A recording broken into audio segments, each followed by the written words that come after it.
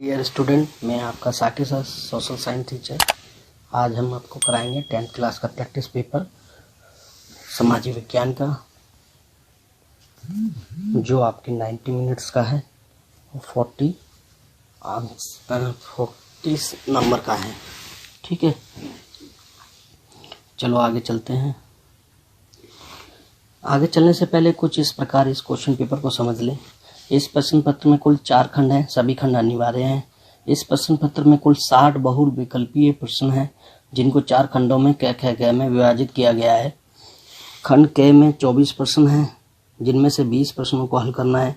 खंड ख में 22 प्रश्न हैं, जिनमें से 18 प्रश्नों को हल कीजिए। खंड ग में 12 प्रश्न हैं, जिसमें से 10 प्रश्नों को हल करना है। खंड ग में मानचित्र आधारित 2 प्रश्न हैं, दोनों को अनिवार्य है। प्रत्येक प्रश्न का जो अंक है 0.8 अंक है। प्रत्येक प्रश्न में 4 बहुविकल्पीय ऑप्शन दिए गए हैं, जिनमें से सही विकल्प का चयन करना है। कोई भी ऋणात्मक अंकन या नेगेटिव मार्किंग का प्रावधान नहीं है। ये पूरे पेपर को इस तरीके से हम समझ लिए।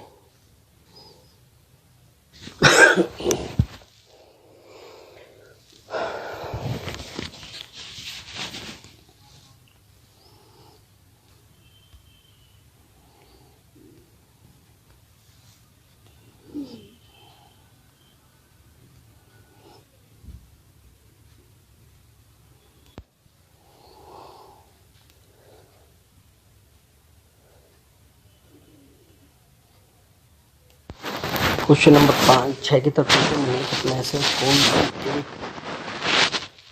सी रेशेदार फसल है? कपास, जूट, सन, टोक में सभी। इसका जो आंसर है, क्योंकि कपास भी रेशेदार फसल है, जूट भी रेशेदार फसल है और सन भी रेशेदार फसल है, तो इसका आंसर है डी, टोक में सभी। निम्नलिखित में से किस आंदोलन को रक्तहीन क्रांति का नाम दिया गया? ग्राम दान आंदोलन, रूसी क्रांति, द्वितीय विश्व युद्ध, फ्रांसी क्रांति। तो फ्रांसी क्रांति में भी क्योंकि लड़ाइयाँ हुई थी, रक्त बहा था। द्वितीय विश्व युद्ध में तो बड़े पैमाने पर युद्ध हुआ था, जिसमें रक्त बहा गया। रूसी क्रांति भी रक्त जनित क्रांति थी, लेकिन एक भूग्राम आंदोलन जो था रक्तहीन क्रांति थी। क्वेश्चन नंबर 7 का ए। आप क्वेश्चन नंबर 8 की तरफ आते हैं। भारत में विभिन्न स्तरों की सरकारों के बीच अधिकारों के विवाद की स्थिति में निर्णायक की भूमिका कौन अदा करता है? तो निर्णायक की भूमिका कौन अदा करता है? ए सर्वोच्च न्यायालय, बी राष्ट्रपति, सी प्रधानमंत्री, डी राज्यपाल। तो इसमें निर्णायक भूमिका यानी फैसले देने की भूमिका किसकी होती है? सुप्रीम कोर्ट की। इसका ऑप्शन ए।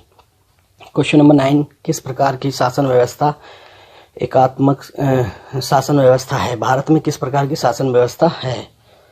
तो ए एकात्मक, बी केंद्रीकृत, सी संघात्मक, डी उपरोक्त में से कोई नहीं।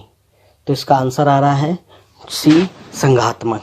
भारत के अंदर केंद्र और राज्य दोनों तरह की सरकारें हैं और यहाँ पे कोई भी एक शक्तिशाली नहीं है। तो इसका आंसर आपका जो बैठेगा सी बैठेगा, संघात्मक शासन व्यवस्था। इसके बाद अगले क्वेश्चन की तरफ चलते हैं। Question number 10। स्थानीय स्वशासी निकाय में कम से कम पद महिलाओं के लिए आरक्षित किए गए हैं। ए 1/3, बी आधे से अधिक, सी 2/3 और उपरोक्त में से कोई नहीं। तो इसका आंसर है ए 1/3 यानी 1/3 पद जो है महिलाओं के लिए आरक्षित किए। इसका ऑप्शन 10 का ए है। इसके बाद क्वेश्चन नंबर 11। भारतीय संविधान में 22 भाषाओं को अनुसूची में रखा गया। उस अनुसूची का नाम बताना है। ए 7वीं, बी 8वीं, सी 6वीं, डी 12वीं। तो इसका आंसर है बी 8वीं अनुसूची। इसके बाद क्वेश्चन नंबर 12। निम्नलिखित में से किस राज्य या राज्यों को अनुच्छेद 371 के तहत विशेष प्रावधान प्राप्त हैं? ए असम, बी अरुणाचल प्रदेश, सी नागालैंड, डी उपरोक्त में से सभी। तो इसमें जो है असम, अरुणाचल प्रदेश और नागालैंड को 371 के तहत विशेष दर्जा दिया गया, उपरोक्त में से सभी। इसका आंसर डी है। Question number 13। वैलोनिया क्षेत्र के निवासी मुख्यतः किस भाषा को बोलते हैं? A German, B French, C सिंगली, डी डच। तो इसका आंसर है आपका जो वैलोनिया का जो क्षेत्र है उसके जो लोग हैं फ्रेंच भाषा को बोलते हैं। तो इसका आंसर बी ऑप्शन ठीक है इसका। क्वेश्चन नंबर 14, निम्नलिखित में से किस देश में सत्ता का ऊर्ध्वाधर वितरण नहीं हुआ है? ए भारत, बी श्रीलंका, सी बेल्जियम और उपरोक्त में से कोई नहीं। तो इसका आंसर है बी श्रीलंका। इसके बाद अगले क्वेश्चनों की तरफ चलते हैं।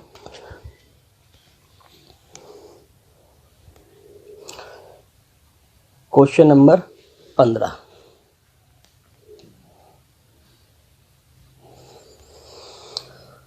लोकतंत्र का एक बुनियादी सिद्धांत है ही सारी राजनीतिक शक्तियों का स्रोत है। तो ये बताना है इसमें रिक्त स्थान में क्या आएगा? ए जनता, बी नेता, सी प्रशासनिक अधिकारी, डी राज्यपाल। तो इसमें आएगा लोकतंत्र में जो सत्ता का पूरा शक्तियों जो आधार होता है, स्रोत होता है, वो जनता होती है। ए ऑप्शन सही है। क्वेश्चन नंबर 16, निम्नलिखित में से कौन सा कथन असत्य है? प्राथमिक क्षेत्र को किसी और संबंधित। क्वेश्चन नंबर 16, निम्नलिखित में से कौन सा कथन असत्य है? ए प्राथमिक क्षेत्र को कृषि एवं संबंधित क्षेत्र भी कहा जाता है, बिल्कुल सही। बी द्वितीय क्षेत्र को औद्योगिक क्षेत्र भी कहा जाता है, ये भी सही है। सी मत्स्य पालन द्वितीय क्षेत्र में आता है, यह ऑप्शन आपका गलत है। तो इसका आंसर सी है। डी बैंकिंग सेवाएं तृतीय क्षेत्र के अंतर्गत आती हैं, ये भी सही है। तो इसमें असत्य पूछा था, तो असत्य आपका सी ऑप्शन है। अब क्वेश्चन नंबर 17 की तरफ जाते हैं। मानव विकास सूचकांक की गणना किस संस्था द्वारा की जाती है?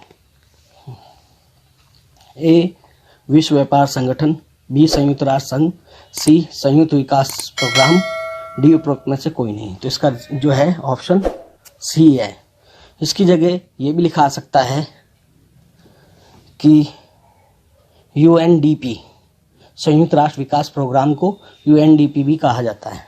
ओके, अब अगले क्वेश्चनों की तरफ चलते हैं। क्वेश्चन नंबर 18,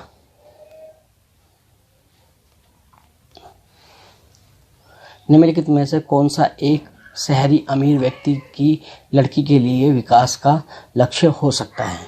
अपने भाई जितनी स्वतंत्रता प्राप्त करना, बी अपने स्वयं के निर्णय ले सके, सी विदेश में अपनी पढ़ाई कर सके, डी उपरोक्त सभी कथन सत्य हैं। तो इसमें डी ऑप्शन होगा कि उपरोक्त में सही कथन सत्य हैं। इसके बाद क्वेश्चन नंबर 19 में से कौन सा एक तृतीय क्षेत्र का उदाहरण है? संचार, बैंकिंग, परिवहन। तो इसका आंसर डी है, उपरोक्त में से सभी, क्योंकि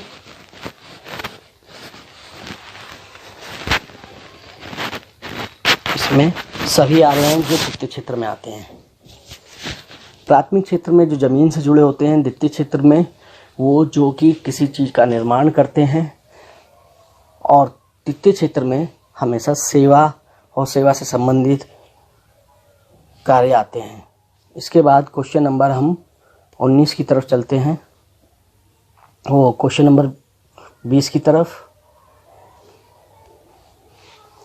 सुरदीप को बिना उचित कारण बताए नौकरी से नहीं हटाया जा सकता, बताइए वह किस क्षेत्र में कार्यरत है? इसका ऑप्शन ए है असंगठित क्षेत्र, बी है संगठित क्षेत्र, सी है ए बी दोनों, डी है ए बी दोनों नहीं। तो इसका आंसर है आपका बी संगठित क्षेत्र। ठीक है,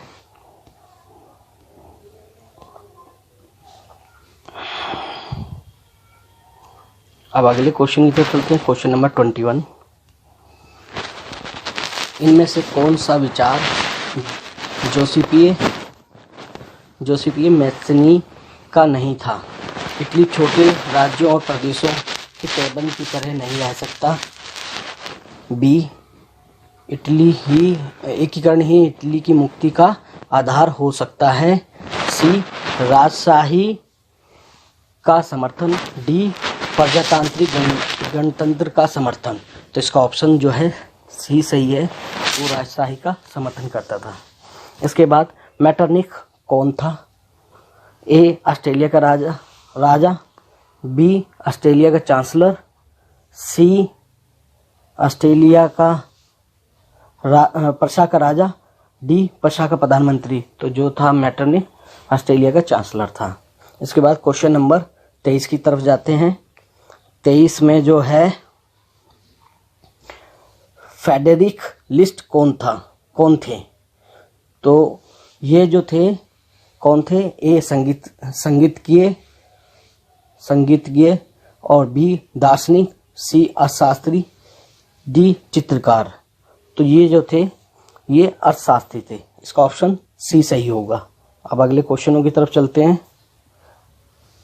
इनको जरा स्टूडेंट ध्यान से देखना कि इस तरीके के क्वेश्चन आपके सवाल में पूछे जा सकते हैं जो पेपर में एग्जाम में।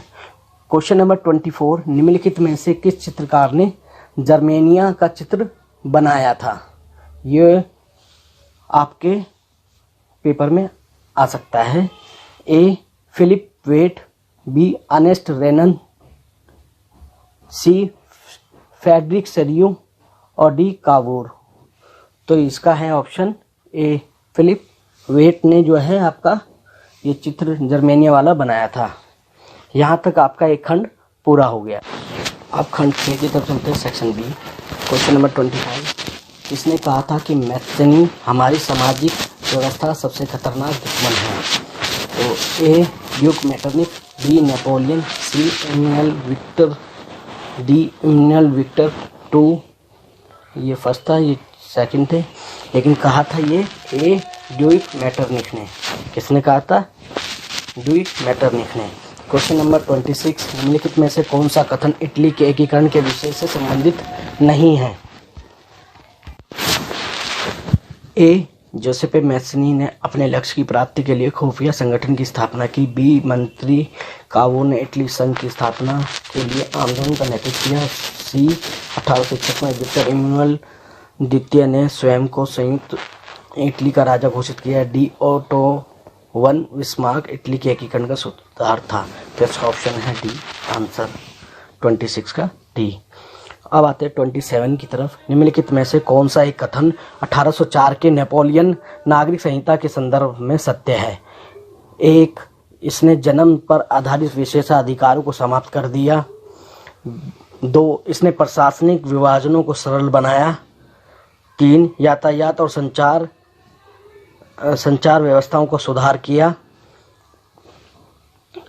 इसका ऑप्शन है। और नंबर 4, इसने संहिता की फ्रांसीसी नियंत्रण अधीन क्षेत्रों में भी लागू किया गया। तो इसका आंसर है आपका, इसके जो सभी कथन हैं वो सही हैं। ऑप्शन डी इसका आंसर सही है। आगे चलते हैं क्वेश्चन नंबर 28 की तरफ। बताइए निम्नलिखित में से कौन सा कथन सत्य है? हैमर्सबर्ग साम्राज्य में इतालवी साम्राज्य विभिन्न राजवंशों में बटा हुआ था। 2, जोसेपे मैस्नी ने एकीकृत इतालवी गणराज्य के लिए विस्तृत कार्यक्रम की रूपरेखा रखी। 3, जोसेपे मैस्नी ने यंग इटली नामक संस्था की स्थापना की। 4, 1861 में विक्टर इमैनुअल द्वितीय ने स्वयं को एकीकृत इटली का सम्राट घोषित किया। इसका ऑप्शन भी डी है, सभी सही है। क्वेश्चन नंबर 29 की तरफ चलते हैं।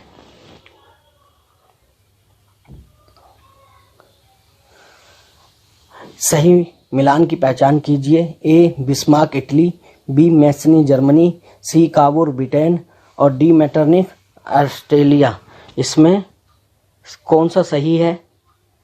तो इसका ऑप्शन जो है डी है, मेटरनिख ऑस्ट्रेलिया। इसके बाद अगले क्वेश्चन की तरफ चलते हैं। क्वेश्चन नंबर 30, गलत मिलान की पहचान कीजिए। इसमें है नवीनीकरण संसाधन सौर ऊर्जा, अनवीनीकरण संसाधन कोयला, जैव संसाधन धातुएं, अजैव संसाधन चट्टानें। तो इसका आंसर जो है गलत जो है इसमें सी ऑप्शन है। इसका जो है ऑप्शन जो है सी इसका आंसर है। इसके बाद क्वेश्चन नंबर 31, निम्नलिखित में कौन सा कथन मरुस्थलीय मृदा के संदर्भ में सही है? ए. लाल व भूरा रंग, बी. रेतीली मिट्टी, सी. शुष्क जलवायु तथा उच्च तापमान के कारण जल वाष्प की दर अधिक, डी. सभी कथन सत्य हैं। तो इसका ऑप्शन है डी, सभी कथन सत्य हैं। अब क्वेश्चन नंबर हम 32 की तरफ जाते हैं। गलत मिलान की पहचान कीजिए। जलोढ़ मृदा गन्ने की कृषि के लिए, बिल्कुल सही। काली मृदा कपास की कृषि के लिए, लेटेराइट मृदा काजू की कृषि के लिए, और लाल मृदा सेब की कृषि के लिए। तो इसका ऑप्शन जो है डी है, डी इसका आंसर है। ये गलत है, ठीक है। अब हम क्वेश्चन नंबर 33 की तरफ चलते हैं।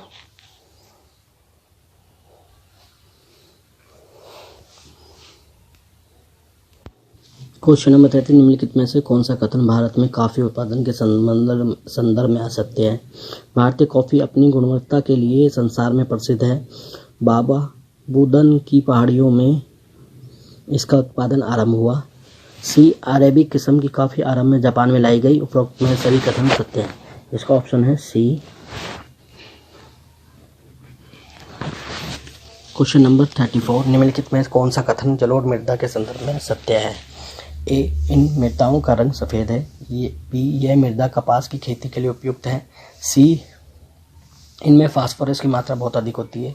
डी. यह मृदा बहुत अधिक उपजाऊ है। तो इसका आंसर डी है, जो जलोढ़ मृदा है बहुत उपजाऊ होती है। क्वेश्चन नंबर 35, किस प्रकार का संसाधन है? डीजल किस प्रकार का संसाधन है? ए. नवीनीकरण योग्य, बी. जैविक, सी. संभावी, डी. अनवीनीकरण योग्य। तो इसका ऑप्शन है डी आंसर। आगे चलते हैं अब।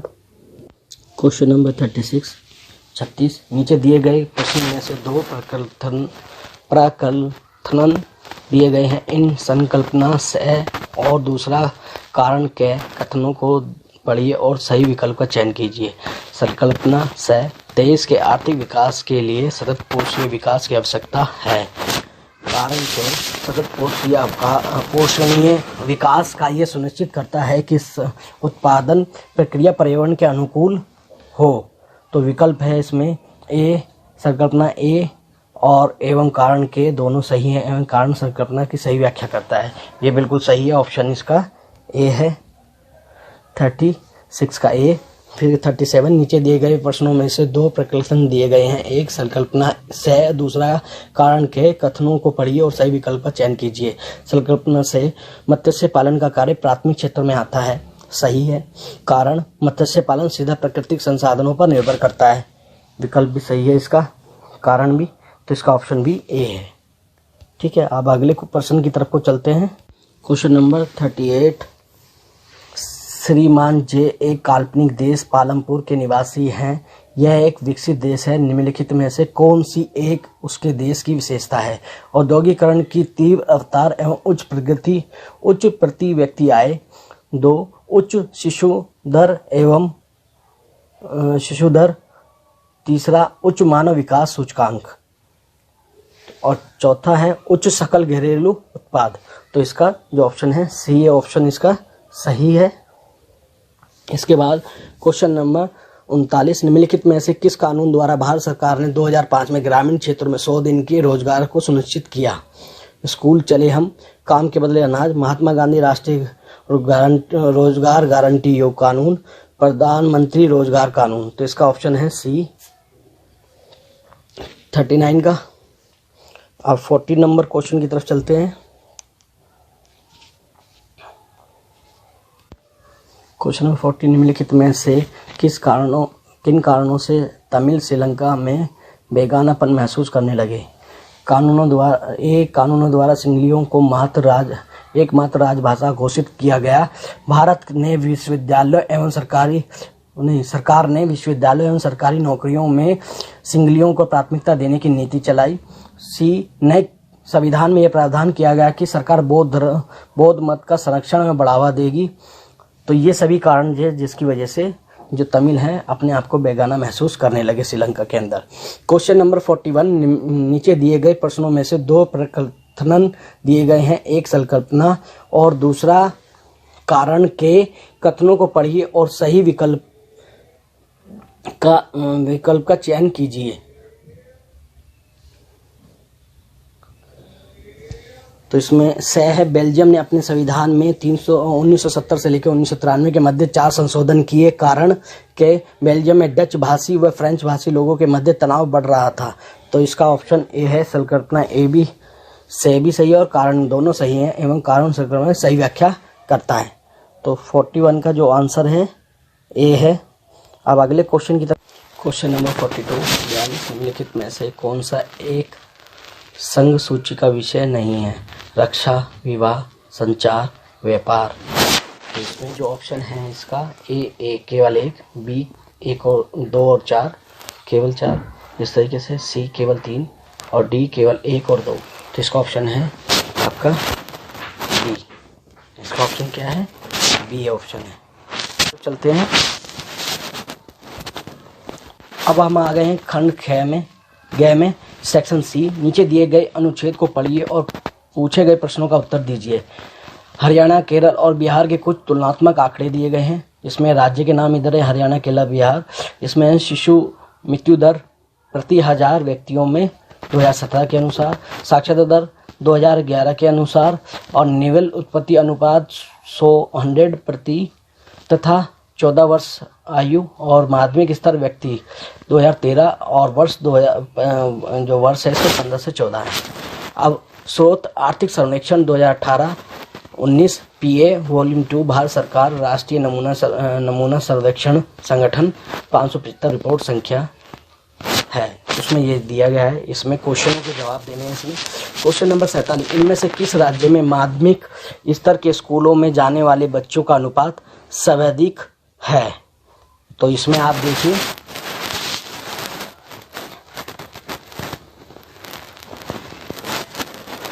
आपका केरल है, इसका आंसर केरल है। इसके बाद क्वेश्चन नंबर 48, इनमें से कौन सा राज्य सबसे अधिक साक्षर है? इसमें कौन सा राज्य सबसे अधिक साक्षर है? तो इसका भी आंसर आपका केरल है, 94। ठीक है, इसका पहले का ऑप्शन है आपका बी, केरल ही है उसका भी, और दूसरे का 47 का आंसर भी बी केरल है और 48 का आंसर भी सी केरल ही है। ठीक है, इसके बाद क्वेश्चन नंबर 49, इनमें से किस राज्य में शिशु मृत्यु दर की स्थिति सबसे खराब है? तो इसमें शिशु मृत्यु दर की स्थिति किस में खराब है सबसे ज़्यादा? आपकी जो शिशु मृत्यु दर की स्थिति सबसे खराब है वो बिहार की है, देखिए 35। इसके बाद है क्वेश्चन नंबर, केरल की साक्षरता दर कितनी है? तो केरल की साक्षरता दर है आपकी 94। ठीक है, इसके बाद है, तो केरल की साक्षरता दर कितनी है? 94। इसका ऑप्शन हो गया ए सही। फिर है 51, इसमें से किस राज्य में माध्यमिक स्तर पर स्कूलों जाने वाले बच्चों का अनुपात सबसे कम है? तो सबसे कम आपको किसका मिल रहा है? यह है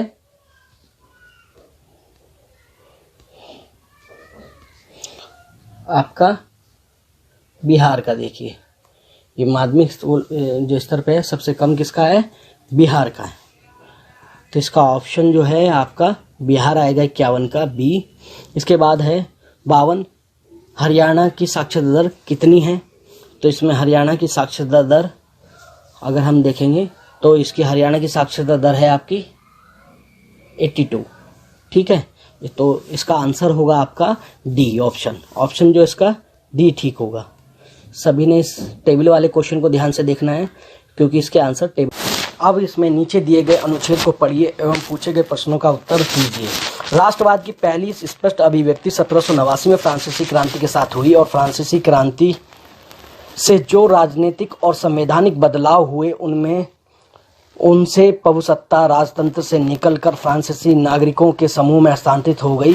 क्रांति की घोषणा अब लोगों के द्वारा राष्ट्र का गठन होगा वह ही उसकी नीति तय करेंगे। 19वीं सदी के दौरान राष्ट्रवाद एक ऐसी ताकत बनकर उभरा जिसने यूरोप के राजनीतिक और मानसिक जगत में भारी परिवर्तन ला दिया। इन परिवर्तनों से अंततः यूरोप के बहुराष्ट्रीय वंशीय साम्राज्यों के स्थान पर राष्ट्र राज्यों का उदय हुआ। राष्ट्र राज्य में न केवल उसके शासकों बल्कि उसके अधिकांश नागरिकों में से एक साझा पहचान का भाव और साझा इतिहास का विरासत की भावना थी। इस पैराग्राफ के हिसाब से इन क्वेश्चनों का आंसर देना है। क्वेश्चन नंबर 53 से लेकर 58 तक का। अब क्वेश्चन नंबर 53, फ्रांसीसी क्रांति कब हुई? तो इसमें 4 ऑप्शन दिए हैं। ए 1765, बी 1780, सी 1789, डी 1797। तो इसका ऑप्शन जो है आपका सी है। क्वेश्चन नंबर 54, फ्रांसीसी क्रांति का परिणाम था राजतंत्र की वापसी, राजतंत्र की समाप्ति, गणतंत्र की समाप्ति, इनमें से कोई नहीं। तो इसका ऑप्शन है बी, राजतंत्र की समाप्ति। क्वेश्चन नंबर 55, राष्ट्रवाद की स्पष्ट अभिव्यक्ति किस क्रांति के द्वारा हुई?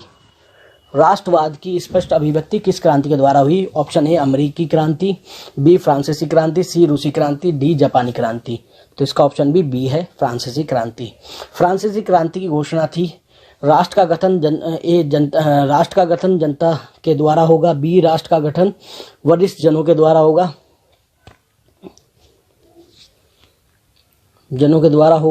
सी राष्ट्र का गठन जनता के द्वारा होगा, डी इनमें से कोई नहीं। तो इसका आंसर है आपका राष्ट्र का गठन जनता के द्वारा होगा, ऑप्शन सी। 56 का सी आंसर है। 57, निम्नलिखित में से किस कारण यूरोप में राष्ट्र राज्यों का उदय हुआ? निम्नलिखित में से किसके कारण यूरोप में राष्ट्र राज्य का उदय हुआ? तो राष्ट्रवाद का, उपनिवेशवाद का, नाजीवाद का और साम्राज्यवाद का। इसमें ऑप्शन है आपका जो ए राष्ट्रवाद का। इसके बाद क्वेश्चन नंबर 58 राष्ट्र राज्यों के उदय का परिणाम हुआ राजा के प्रति आदर में वृद्धि, साझी पहचान और साझी विरासत का भाव, और ऑप्शन सी लोकतंत्र के प्रति बढ़ती रुचि, और ऑप्शन डी इनमें से कोई नहीं। तो इसका जो आंसर है ऑप्शन बी है, साझी पहचान और साझी विरासत का भाव। अब आ गए हम खंड घ की तरफ, सेक्शन डी। भारत के राजनीतिक मानचित्र में दी गई जानकारी के आधार पर पहचान कीजिए। क्वेश्चन 59, राजनीतिक मानचित्र में ए से बांध को दर्शाया गया है, इसकी पहचान कीजिए। और इसमें ऑप्शन है ए सलाल, बी सरदार सरोवर, सी टिहरी, डी तुंगभद्रा। और इसके बाद इसको हम इधर देखेंगे तो जो ऑप्शन जो दर्शाया गया है तो ये आपका जो है तुंगभद्रा बांध है, ठीक है। इसके बाद अगले क्वेश्चन की तरफ चलते हैं। क्वेश्चन नंबर 60, उसी मानचित्र में पर बी से सूत के प्रमुख उत्पादक राज्य को दर्शाया गया है।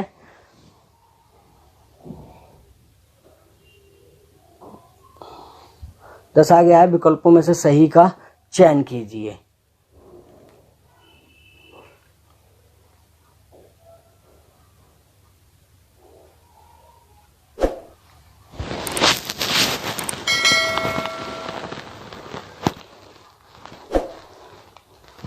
तो बी जो है आपका ये गुजरात है,